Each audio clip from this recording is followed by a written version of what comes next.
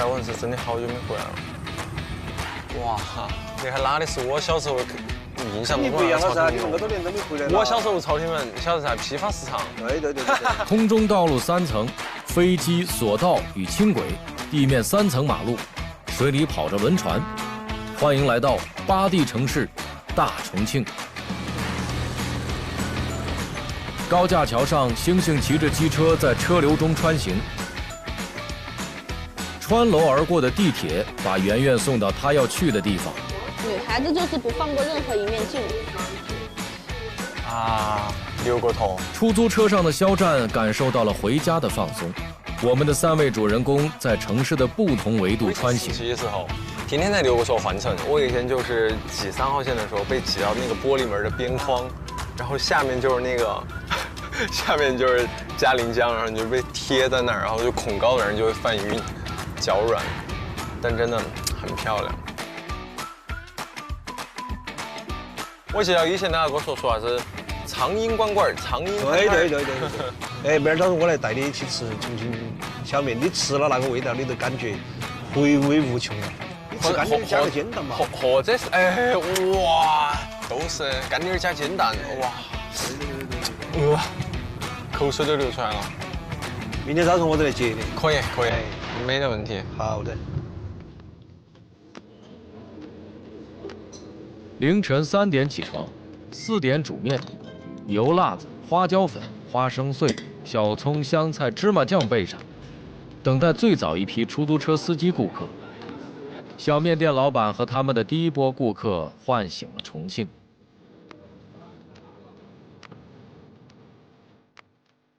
老板，2两小面。我也要2两。我加个煎蛋。要不要海椒？少放点海椒。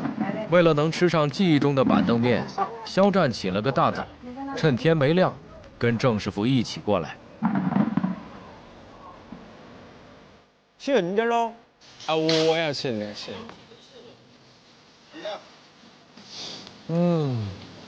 哇。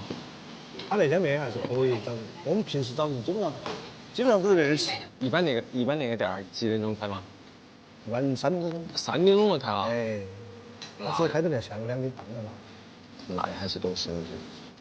好来。哇，谢谢。重庆小面最早是为吃不起肉的穷人准备的，用调料调出来的味觉盛宴。高低板凳当桌椅，开宝马和蹬3轮的坐一起。这是重庆街头几十年不变的烟火场景。你喜欢吃干点？主要有时候觉得哈，那些味道啊，它对于其实那种老重庆来说，不仅仅是那种味道啊，它有时候是一种记忆，一种回忆。你不晓得，那会儿早晨我也在这吃面，吃面碰到2个外地的，他第一次在重庆来吃那个麻辣小面，哎呀，把他们2个骂惨了，真的记不得？就你看我现在眼睛水都有点出来了。他们2个还不是一样的，2个吃得遭不住了，就是那种自个喊，哎呀，啷个恁个辣呀？吃得2个眼睛是直梗的，就是那种。我说有没那个伤心了？我吃的那个，真的觉得。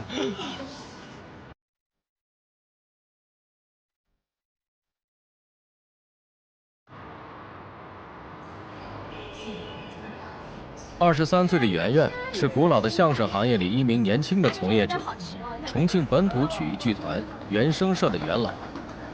演出在解放碑的严启佑书店，咖啡厅当化妆间，消防通道是对词室，摆张桌子就是舞台。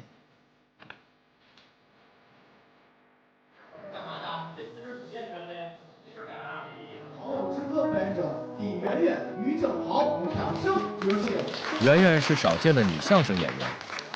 传统相声中万年不败的屎尿屁粗俗梗，女生不太能说，或是她要寻找更升级的表演方式。谢谢大家。刚才主持人也说了啊，之前啊都是男生在表演，对头。现在不一样了，啷个嘛？一对女娃给大家表演一段。我们啊今天是讨厌。爪子嘛，你还真的当真的吗？圆圆来自和重庆相爱相杀的四川，被重庆人热情的接纳。基本功，说学都他妈是么快，说学太棒了！鼓鼓掌吗？各个地方有各个地方的方言。我觉得你在说废话。重庆方言相声早已存在，但在抖音上走红，也就是这1、2年。之前原声社演出时，常常演员比观众多，如今终于有了第1桶粉丝。不仅合影是工作，被捏脸蛋儿也变成圆圆的一个工作项目。我又想在那里打板了。观众离去了，演员却久久不愿散场。小伙伴们走着，意气风发地讨论着。搭档于正豪声称要在解放碑的街头打一段快板。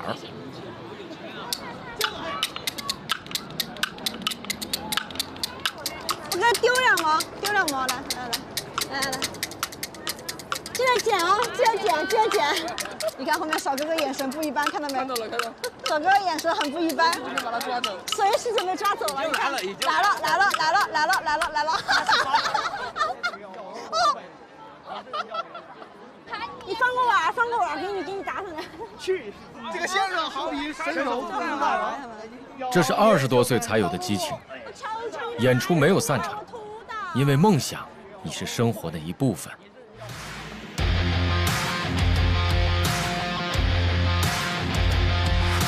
重庆道路上坡下坎起伏不平，摩托车是最方便的交通工具。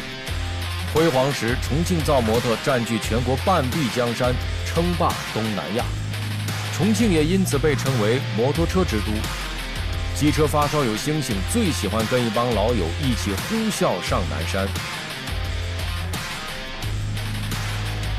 星星想象中的自己是闯荡江湖的浪子，但他的日常画风其实是这样的。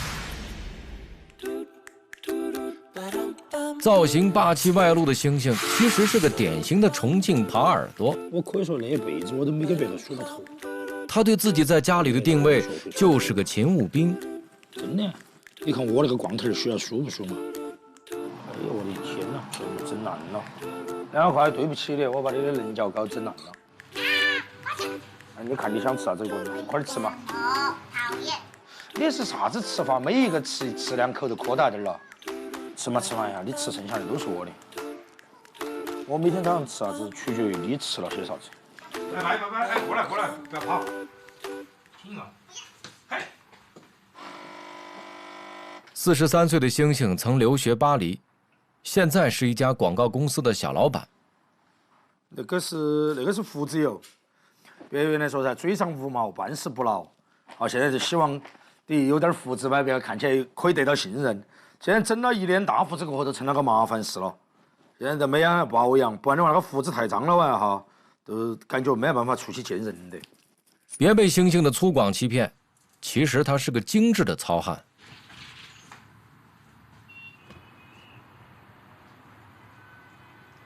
自家阳台上，老重庆星星见证了新重庆的成长。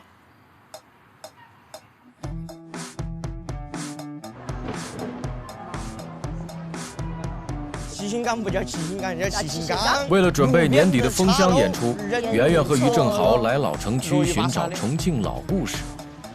还同样楼，那个应该是后来弄的了。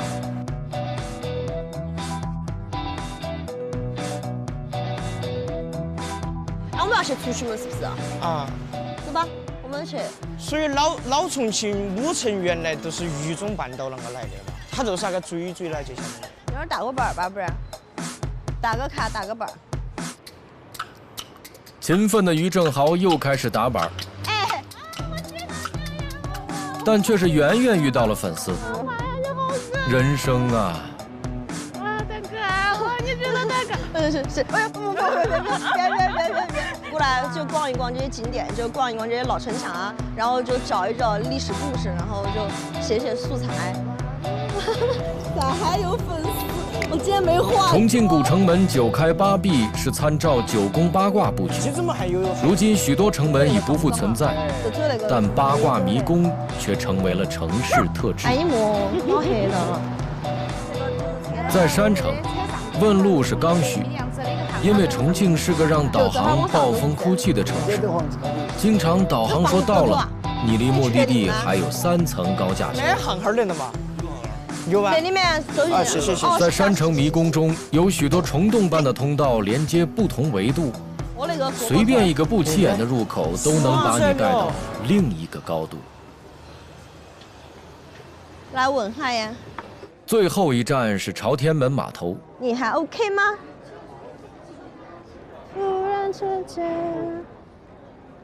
忽然之间，天空出现了重庆冬天稀有的金子一般的阳光。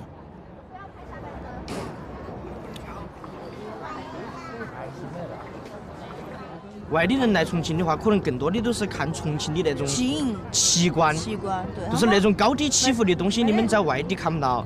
但是实际上，你到重庆来的话，你看不到太多表演项目也好，或者是特色景点也好，那种都很少。对，所以说我原来有点小吐槽个人生活的那个城市的意思啊，我都说重庆现在只那个壳壳，我们现在做的都是让它有灵魂。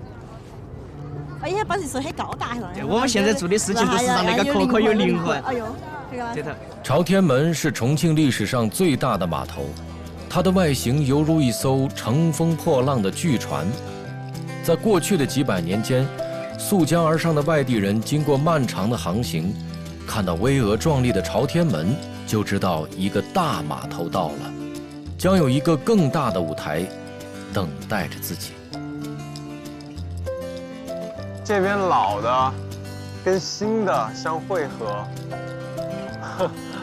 这还挺奇妙的感觉。就是以前暑假的时候就会过来学画画，就住在川美里面，这儿就后街。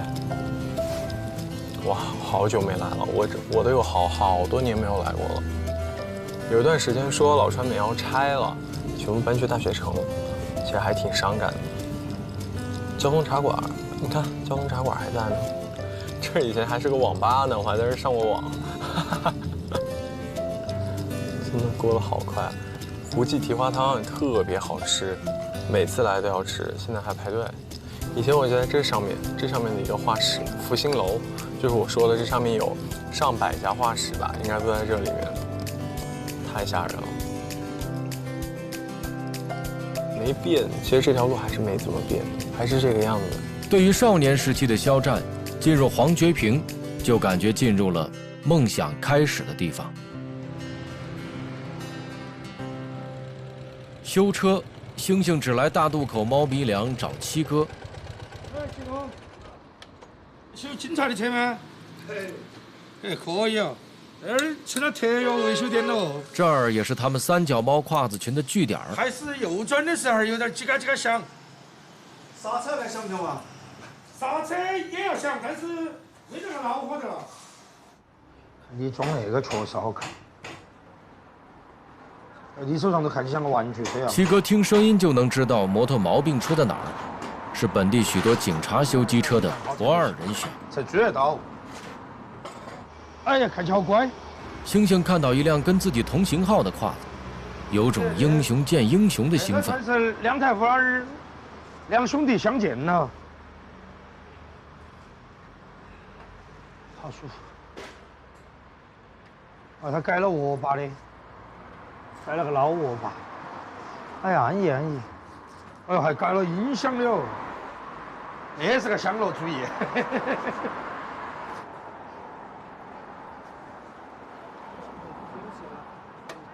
七哥以前是老重钢的电工，是80年代就玩摩托的老炮，也是星星心目中的江湖前辈。我可以那么说，不找你的话，我也不晓得找哪个在那。几十年没变的修车铺像城市里的时光隧道，星星喜欢来这里，因为可以重温童年记忆。我踩了几脚刹车都没问题的，车子。我专门找一天来。加工那个垫片。啊，专门找一天来弄。这间维修铺以前是老重钢70年代的供销社，房子年头比星星年纪还大。喝口你的茶。你的茶是简直是有，我做这个东西随时都在抓着。你的茶是我最想来喝的。修车是次要，每次喝七哥这缸茶，跟七哥聊天才是星星的重点。你在这的茶是让我啷个都想起小时候我们老二昌头那些工人叔父喝的那个沱茶了，喝起舒服。有老重庆记忆的时光隧道还有很多，分布在山城之中，比如三角道的军歌书屋，曾是火车掉头的铁轨上，如今到周末是放露天电影的场所。军歌书屋有种魔力，附近的猫猫狗狗在这里玩着玩着就不想回家，所以这里有3只猫3只狗。街坊晚上散步时会拎些伙食一起喂。在这里，你分不清谁是顾客，谁是军哥的朋友。饭点还不想走，可以留下来吃军哥做的面。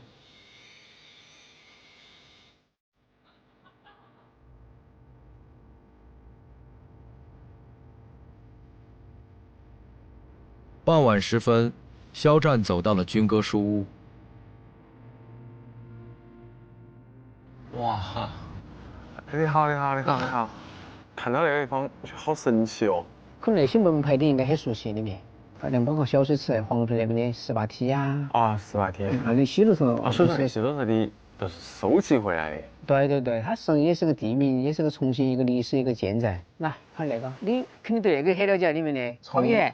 重庆语文儿，蛐蛐儿，丁丁妈，丁丁妈儿不存在。像我们经常口语，第一句话都是不存在的一句话。对了，不存在，不存在。后来我们才发现，他们拿的重庆语文其实是星星做的。大扑帕。喜欢发掘城市记忆的人们总会相遇。坐那儿嘛，在外面。来，走。哎呀，来，整点红茶。漂亮的小伙儿。小心了，标准的，有点熟。熟，我觉得有点熟。他说他觉得认得到你呀。我觉得。长了一张大众脸。大家都是住到那附近的吗？还是？我不是，但是我是这边近。像我上班的那个地方很近，但我都不晓得，以前都不晓得那个地方，看到书我才晓得那个地方的。坐噻。我觉得大家都好很有爱心，好随意，而且给那个喂狗啊那些，给狗带狗粮啊那些啦，因为那地方都是流浪狗。他们都住附近。重庆离开了好多年了。我大概接近5年了。回来第一件事情还是吃火锅那些。我昨天还吃了，然后拉肚子狂拉。那应该整点老鹰茶。我现在还在拉，然后眼睛儿还长了个梅那种，今儿早上起来，哎呀，恼火惨了。小面吃了对吧？吃了，今儿早上。小面我觉得重庆小面确实是了。啊，我觉得那个地方很像我小时候都是，当然不是在那边儿哈，很像我小时候都是那种房子也是那种，都是那种矮房子居民楼，然后也是那种到晚上啊，大家都会聚到一个地方，然后来摆龙门阵，摆龙门阵，小娃儿就个人在旁边耍。我们小时候就是属于在旁边耍，然后妈老汉儿啊，都有时候摆点龙门阵、打牌呀、喝点茶呀。其实马上都像现在那个做起哈。现在你好熟？我现在啊，我28岁。所以其实我也不小了。在我们那边是当时0号他们取经，去了坐下。朋友向翔来给军哥送一本书，他俩都是重庆历史地理爱好者社团中大神级的人物。我开瓶天府可乐噻，回来到年节了，每次都要来整瓶天府可乐。满满童年回忆的天府可乐曾经销声匿迹，近年才重现江湖。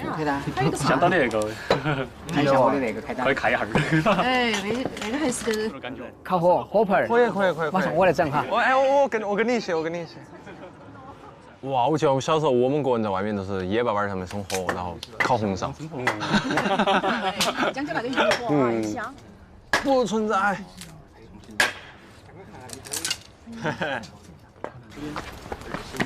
军哥现在每天都在这儿吗？基本上。哎，经常都在的。哎，我觉得那种好好哦，就感觉都是回归了哈。都是啊，就周围那些熟人又多，都感觉都像我们那个70、80年代那种感觉。对头。你好，点手哦。我晓得哎。哇，那猫儿好乖啊。都是流浪猫。咪咪。高兴惨了，它开始咕咕咕了。表情惨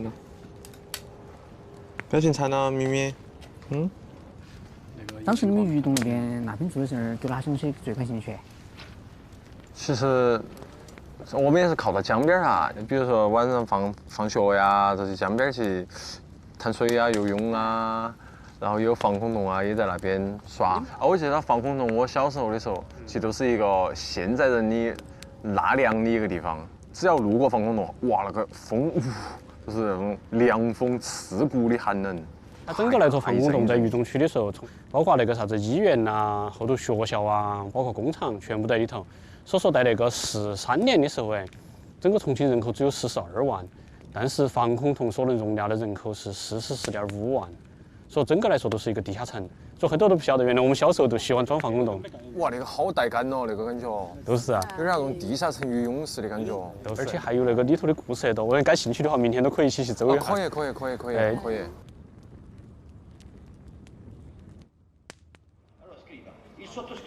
原来在外地待了10年，特别是每次过节的时候都特别。今晚的露天电影放的是意大利的《美丽人生》。那个电影都是聊户外那些噻。对头，好感人哦！我现在大概具体已经忘了他说的啥子了，但是说记得他后面是为了他女儿，是不是？那现在想的话是父亲对你影响大吗？还是母亲对你影响大？父亲对我影响大，我老汉儿对我影响大。我也是老汉儿对我影响大。所以说，有时候老汉儿啊，像父亲那种对娃儿的爱哈，不像妈妈对娃儿那个外放哈。对的。其实还是有点收到起的，更多的是走一个内心。对的。你这样说得好，走个内心。像我老汉儿对我其实也从来好像也在我从小到大的印象里面，我觉得我老汉儿好像也没对我说过很外化的话，这样想你啊、爱你啊那种。没得哈。都是我妈说。但是啊，我老汉儿，你永远都感觉到我老汉儿他是用实际行动在关心你。比如上大学的时候，生活费啊那些狗啊。基本都是他老汉儿先提出来哈，我娃儿也上狗啊。我妈都说啊又花完了啊，然后老汉儿就说哎给他嘛。老汉儿来大多些，真的。重庆男人的耙耳朵全国闻名，重庆男人自己却引以为傲，因为所谓的耙耳朵，根本是疼老婆爱孩子。耙耳朵代表猩猩雄赳赳地出现在一群接学生的大爷大妈中。大师兄2个脚，90，哇，10吃20吃100那是最好。可是这题很重啊。你考100考得越多，我越高兴。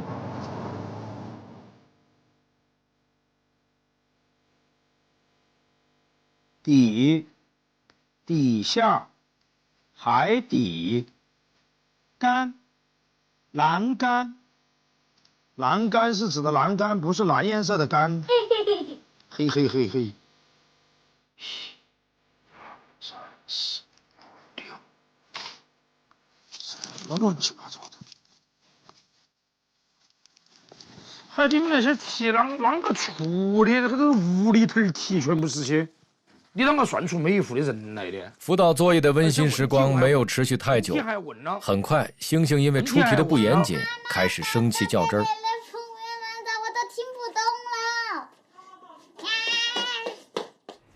你只能回答他多了几户，你不能回答他多了几个人。这种棘手场合只能靠妈妈出来救火。他说他单位带的是人都是人。他单位带的是人，那我问你嘛，一户有几个人？你认真读题，你告诉我呀。他告诉了你们的一户有几个人嘛？你都着算他那个，着算他。那个不是着算，对小朋友的教育，现在那我们着算课前可以啷个放就啷个放吗？想变好多数就变好多数吗？被老婆赶出屋的星星，趁机回到了自己心爱的收藏中。那是个老的流程，你看他那是日本产的，应该很大年岁了，比我年岁大，是老的哥伦比亚。或许受重庆抗战历史影响，星星是军事迷，收了许多2战时的老物件。他那个不是要卡，卡到了，先把它钉在那里，就给它上调，4、5、6、7、8、35、36、37、38、39、40。那个是为啥子要数数哈？数数的原因是因为它是老的发条，太老了。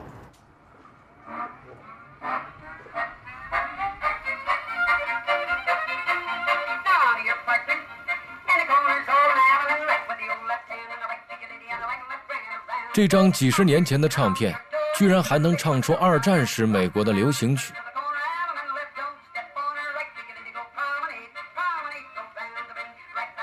那个声音没得100年，也有几十年了，估计唱那个歌的人都做哭了。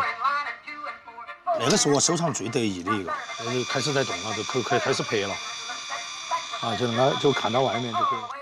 那是台歼击机，就相当于我们的Premiere 啊那种里头的那些东西。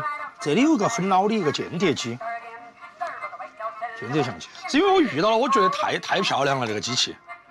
我一直觉得我收藏那些东西的原则是一个原则，我不是那个机器的主人，我只是它的保管者。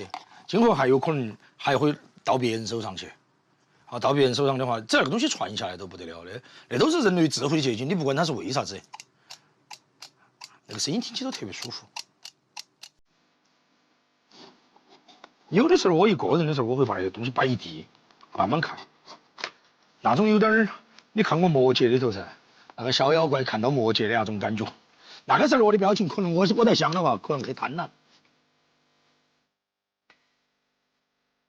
老物件儿通过保管者流传下去，就像一座大城的魂魄，经由一个个小人物的记忆保存了下来。冬天的下午，圆圆和于正豪拎着演出服，坐了很久的地铁，去年会上演出。年前是剧团最忙的时候，每周都有几个企业演出，圆圆的嗓子都哑了。看到圆圆士气低落，于正豪拿出一个紧箍咒逗她。曾经，你带上他，你就是我的儿子了。现场的各位观众朋友们，大家晚上好。今天我们两个来给大家说一段，说呢也不敢说，还介绍一下，来给大家介绍一下啊。我呢叫李圆圆，旁边那位是我的搭档。你看啊，咱们现在重庆建设的非常的好。年会的气氛跟小剧场演出完全不一样，台上说学逗唱，台下自顾自社交碰杯，是每个新人演员必经的挫折。这也是圆圆把理想当成职业后必须付出的代价。身旁的好朋友、家人们来我以为你要再说一个。那这酒刚开始喝，嗓子皮了。我听都听出来了，专门给你递的词儿，你还不那个？哎呦！即使是没人在听的演出，下台后两个年轻人还是严肃的复盘。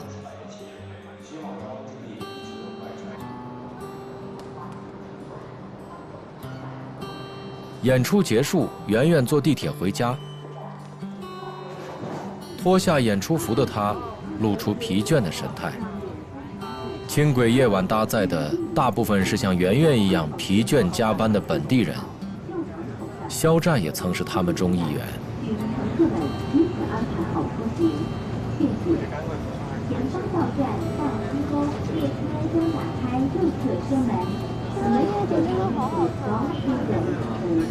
窗外夜景璀璨，就是出自像他们这样奋斗着的平凡的人们，是普通人创造了城市的精彩。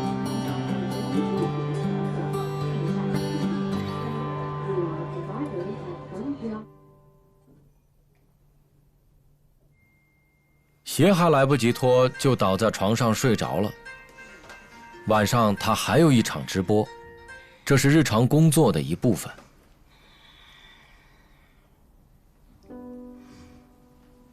下班后，圆圆还需要上舞台以及做直播，她的舞台梦需要她双倍的付出。丧丧地拖过直播架，开始直播。欢迎大家，圆圆今天开播啦！谢谢成都啊，太长了。你们平时在哪里表演哟？我们平时是在周五在沙坪85号馆摆个场呀。要不是他往后插。哇，你把脸离远一点，你把我吓到了。和于正豪连麦，小伙伴又开始并肩战斗。不知不觉，圆圆又露出舞台上的神采。主办方安排你们两个人做麻将方，就你们俩对摸是吧？对摸，糊了，清一色。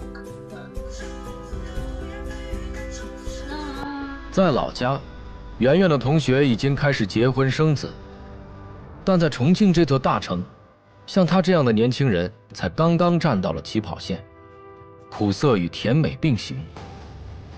挫败感是真实的，鼓舞也是实实在在的。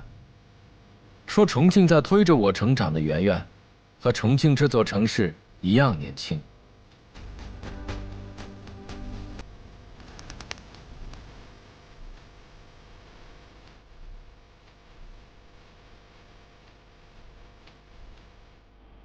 所以说里面的话，3层楼的空间，对头。哇，我觉得好神哦。所以说实际上你在地下也是要上下楼的。等会儿我们可能都还是看得到那个楼梯。向翔如约而至，带肖战探寻地下重庆。武当俱全。他们的第一站是南岸黄山防空洞。他们为子不把都知道重庆地面是个立体空间，开发出来的。其实它的下面还折叠了一个地下世界。只能是说，即使现在要开发的话，可能要一段一段的进行开发是比较好的。我们就开始地心之旅嘛。哦，要得。还要拿那个电筒，我有点紧张。那面我来先到里头走。那面是没得灯儿的吗？对头啊。其实冬天在里头还很暖和，夏天很凉快。哇，我们真的要那个进去啊！哇，可以看到它实际上还是原来的那种原型。哦，我觉得这个真的太伟大了。你像，其实我在重庆生活那么多年哈，我对防空洞的了解其实还是很少。我们可以在那个里头去看一下，那是以前的那个指挥室，然后以前的一些重要的军事会议会在里头开。你看那个墙上头那块儿，实际上是非常有那个玄妙的。实际上它是分了几层，你摸一下是像泡沫一样的东西，都是随便再轰炸，哪怕那个洞子要塌了，在里头是点儿都听不到声音，也没得任何的震动的。而且它是两边你看各有出口，都是说通的，哪怕那边出现了一些意外，那边还可以走。对头。我都完全不晓得，我就慢点咯。哦，是不是感觉有种恍如隔世的感觉？啊，像那种入口的话，肯定还有很多哈那种口儿，漫山遍野开了无数个那种洞洞。实际上我们都可以看一下。然后你看，那是原来的那个，实际上也是一个指挥大厅，然后后头改成了那个相当于。那是在哪点哦？原来是朝天门，已经没得了。哇！然后我们最多的是原来那个解放碑啊、朝天门地下商场噻。那现在都是在里头的。所以说有印象。所以说地下商场也是防空洞。对头。重庆可能是地下城使用最广泛的城市，每天有几十万人穿梭在昔日的防空工事里而浑然不觉。一半是在地下，像我们地下通道、地下商场，原来我们还有菜园板去卖书那个地下书室都是防空洞。对头。包括我们穿的很多都地下，你有没得印象？可能你都走过的。我们走了无数次，我是没想到它是个防空洞。都是啊。而且你看，它也实际上在那个时候它都有，而且很多地方它实际上都是有那种都是支路的，现在把它封了。哇，太有意思了！而且那节正好在航线上头，有一种那种时空陡移的感觉。然后对，感觉又要轰炸了。原来走到里头的时候，经常都有蝙蝠那个哗就飞出来了。我记得也是，我记得小时候都上野洞子，然后也是有一种很多蝙蝠，我们拿火柴往里面哗都飞出来。哇，那你还是很勇敢的。我们当时都，所以说我觉得那个说重庆是魔幻的嘛，它其实不光是地面是魔幻的，地下也是魔幻的。对头。像你像我们现在提到重庆很魔幻啊，3D 城市啊，一直只是说它的地面有好魔幻，其实我觉得它的地下反而比地上还要丰富。所以说当时的躲防空洞，实际上常见的情形是啥子？都是警报一响，都本能反应，全部都往防空洞里跑，然后全城人都在跑，所有都是拜访的一些老人来。他说起躲洞子那段经历，他都不是觉得那是一段苦难的经历。他说每次那个警报响他说他都特别期待。我说你轰炸的话还是很期待。他说因为隔壁班他有一个很心仪的一个女孩。那个真有点像我们有时候比如上学的时候出早操哈，苦中作乐的感觉哈。所以说当时我觉得重庆人现在那种性格也有那种一种传承。我们应该往哪边走啊？那边是不是？对，我们应该是往那边走过，走了，感觉有2个动作，我们感觉都有点迷路了。对的，应该是往那边走，往那边走。哇，哇哦！哇，终于看到墙。哇，大老鼠跟飞老鼠。其实原来那个地方是个通风口，后来把它封了，怕漏水。加油加油！哦，不要吓他了，他会掉下来了。嘿，快走了，快点走了。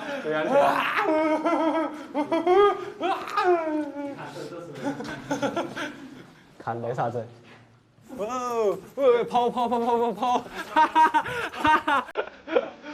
很惨了，对70后、80后的重庆人而言，防空洞是爷爷辈躲空袭的生命之所，是父辈建设3线的痕迹，是和发小锻炼胆量的野生游乐场。可以说，防空洞连结了几代重庆人的记忆。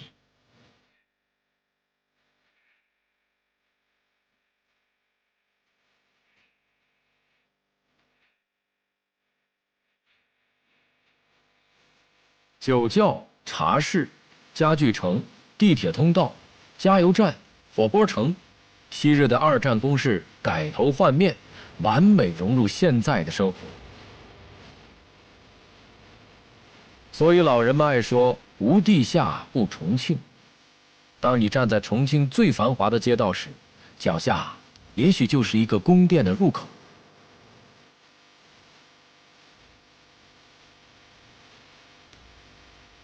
探洞完毕，两人来吃洞子鲫鱼。哇！要是在外地都看不到那种。那还油好舒服嘛，红橙橙的。嗯。哇，那鱼太巴适了，就感觉很爽。哎呀！那你小时候也是在相当于那种大院或者厂头那个长大的吗？厂区。你在厂区长大。嗯。其实我觉得这个也是重庆当时一料很多人，因为重庆它是一个工业城市，特别是一个军工城市，很多人都是那种大厂那个厂子里那个长大的嘛，都认得到，街坊邻居全部，基本上妈老汉儿他们都相互都认得到。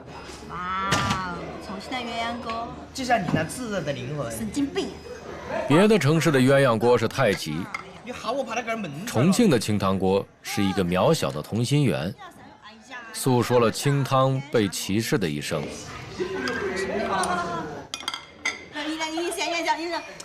这个封箱演出开演在即，圆圆约了闺蜜和搭档一起吃火锅，放松一下。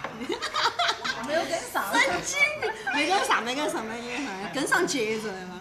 我们应该有3年没有去吃饭了，2年，有那么久？不至于，因为我说了嘛，我记得我们两个上回儿前都是上回儿在那个医院。你是看颈椎的嘛？不是说当时那个说的那个好像长了个啥子嘛？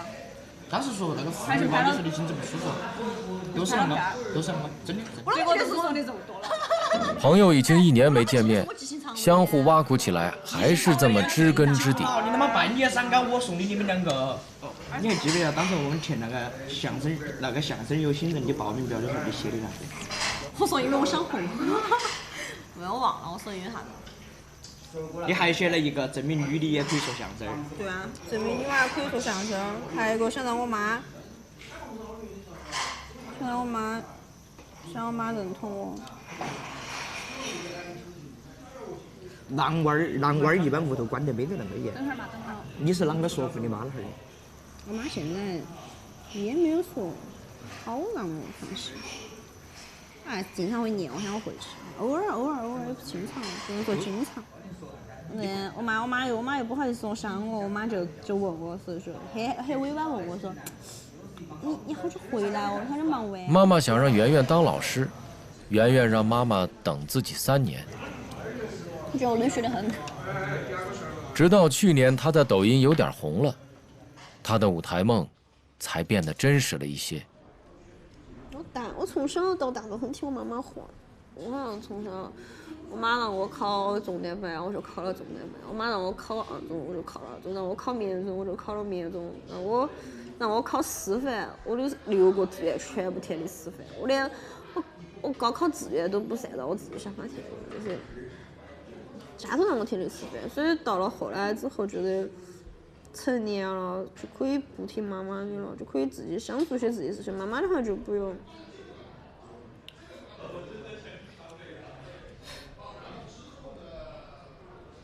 说后来就眼泪都止不住，就烦。我也不说胡说，没眼里着嘛。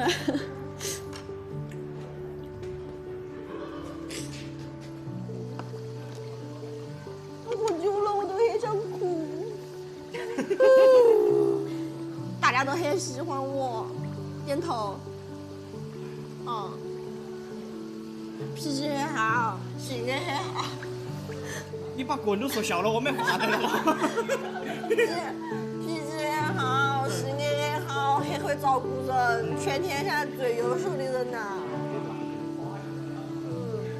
信哥点头，镜头点头，镜头也要会点头。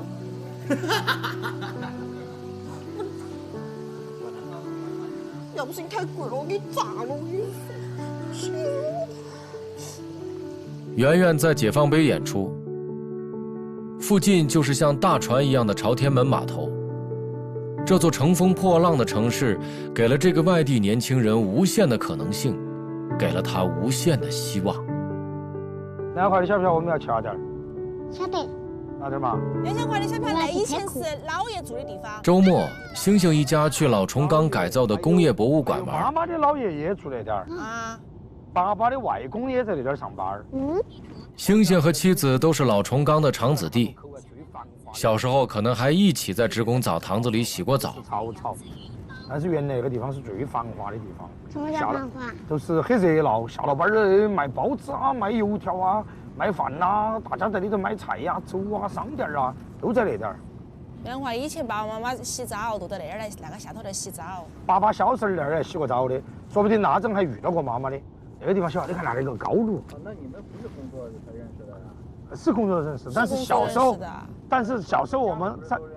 是啊，那是后来才发现的。对，后来才发现，小时候可能在一个，我外公跟你爷爷是好朋友。反正就是我们2个认识晚了。就认识晚了，认识的实际上是晚了。不一定有今天了，是吧？对。那可能就是只能叫哥哥了。对。工业博物馆，原来那儿就是重钢。以前我们小时候都看到烟囱高头一直冒白烟儿，好像说是把钢炼好了，然后都运起走，都在那个。妈妈尽是给你乱讲，那些你要听爸爸的。火车主要是运啥子来？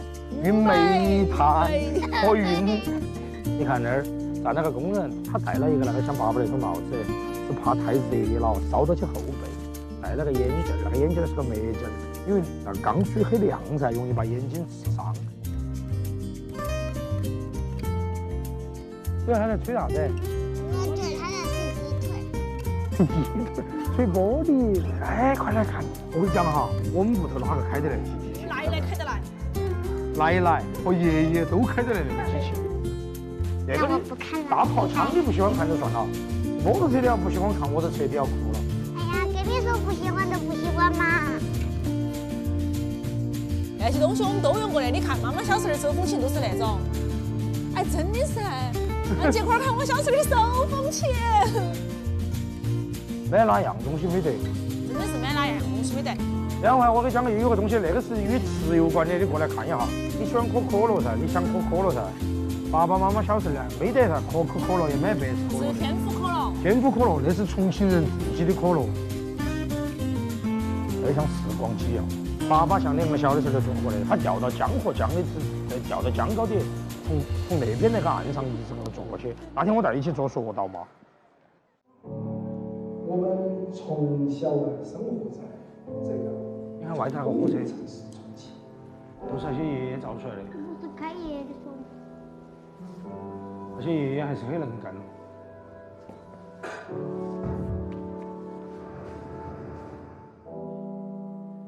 从你祖辈开始，他们是我看懂的。当我有时候审视到在很高的点看到那片实力抗争的时候，根本不敢相信他在几年后他会消失。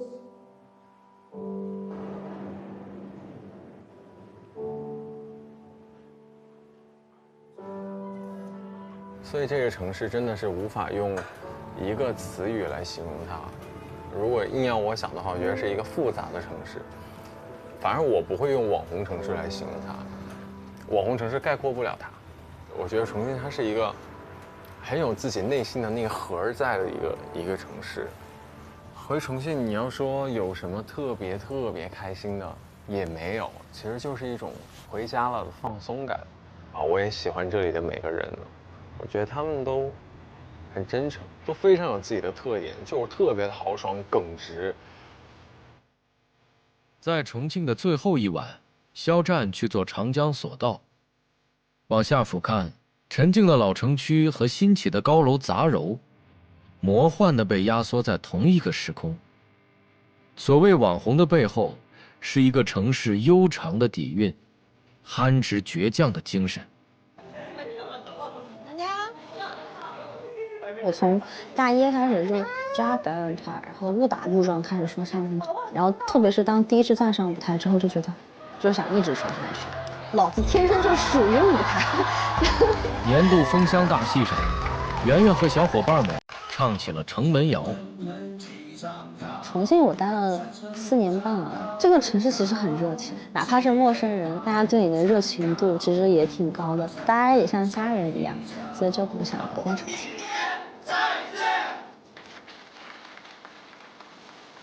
所以这个城市的变迁，某种程度上，我现在愿意去顺应它的变迁，但是在这个顺应过程中，我可以坚持一些东西。我没有什么远大抱负，我打这儿出去，我要就在这儿，因为我行得最开的所有一切方法，在这儿都适用。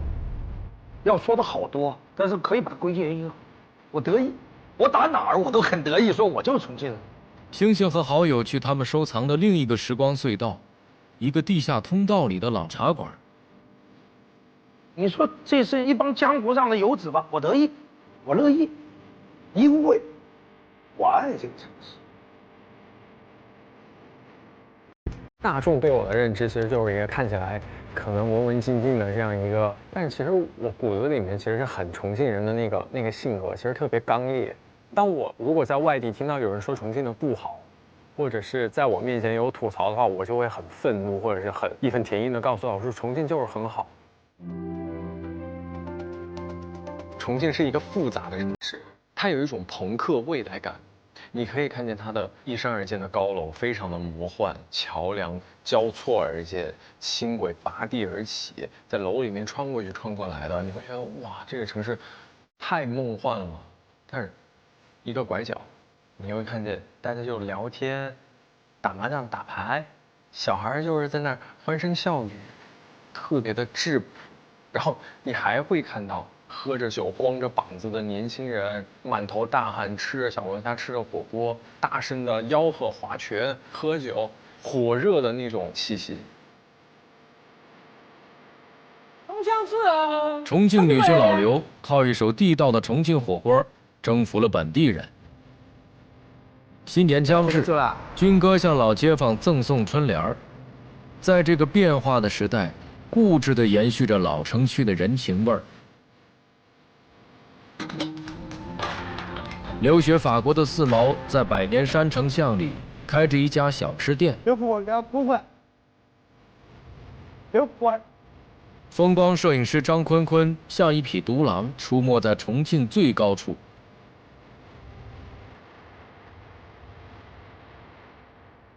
在重庆，我们遇到了许多有趣的人，他们每天都要走过高低起伏的道路，有时站在山顶，有时又走入谷底，但每个人都深爱着这个城市，就像最终我们会爱上自己的生活，爱上生活里的烦恼、痛苦，爬过梯坎，穿过洞子，用滚烫的心拥抱生活。